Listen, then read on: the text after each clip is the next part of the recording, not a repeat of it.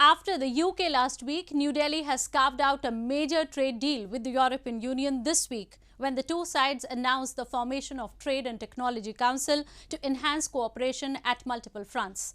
European Union, which is the third largest trading partner of India, will provide greater market access to New Delhi, while India may provide duty concessions on several items.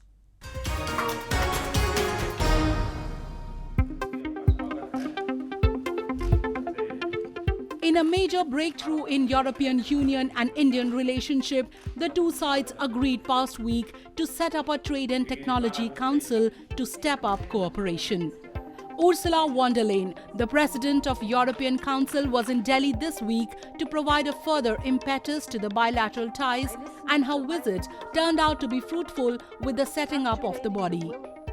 The Trade and Technology Council will provide the political steer and the necessary structure to operationalize political decisions, coordinate technical work, and report to the political level to ensure implementation and follow-up in areas that are important for the sustainable progress of European and Indian economies. The agreement that was reached after several rounds of extensive talks between both sides and was long overdue according to the experts has been welcomed by both the sides. Earlier today, we announced the launching of the Trade and Technology Council as well. This coordination mechanism will facilitate our working together on expanded trade, on trusted technologies, and on security.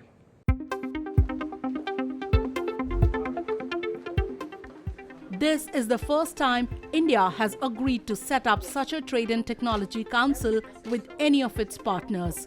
For the European Union, it is only the second such body following the first one set up with the US. While the EU's key demands include duty concessions for automobiles, dairy products and wines and spirits, India is batting for greater market access in financial services and mobility for professionals. Ursula also acknowledged India's energy goals of adding 500 gigawatts of renewable energy to its electricity grid by 2030 to clean up air in its cities and lessen the rapidly growing economy's dependence on coal. India, the world's largest emitter of greenhouse gases, has pledged to cut emissions and have clean energy account for at least 40% of its installed capacity by 2030, up from 21.4% now, while looking to manage its energy appetite as its population becomes more prosperous. I think India and the European Union have a lot in common. I've looked at your goals to have 50% of energy coming from renewables in 2030. This is a very ambitious goal. Congratulations to that.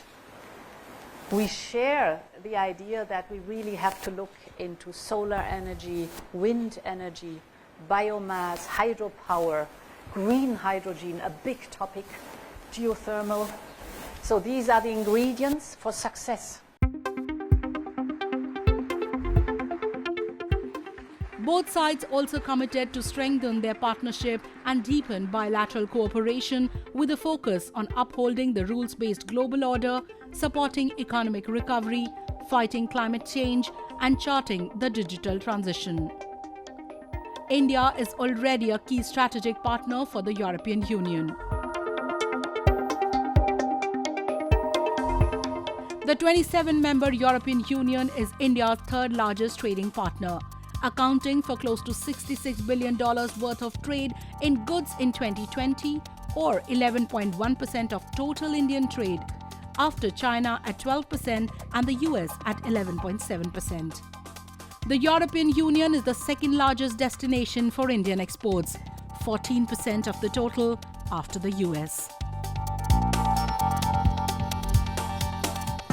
Given their size, economic performance and energy needs, India and the European Union are key in the transition to a more sustainable and green future. Observers say, with both believing in rules-based order and sharing similar values, Their potential is much more than what has been tapped till now, and a strengthened alliance could prove to be win-win for both sides.